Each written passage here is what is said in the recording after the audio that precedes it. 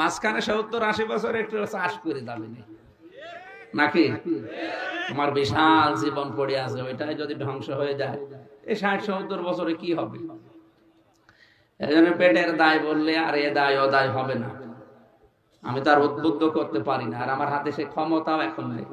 যাদের হাতে এইটা আছে এই মানুষগুলো যদি চেষ্টা করতো, জাকাত ভিত্তিক অর্থনীতি বাংলাদেশে যদি কায়েম করতো, 53 বছর দেশটা স্বাধীন হয়েছে, এই দেশের সুদের 4 আনাও থাকতো না। ওই আফগানিস্তানে তো সুদ নেই, ওদের দেশ চলছে না।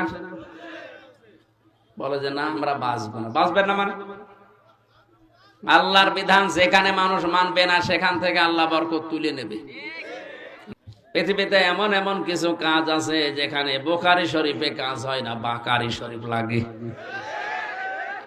এই জন্য আল্লাহ কঠিন কঠিন আইন দিয়েছেন কোরআনে। এমন মানুষের চরিত্র তো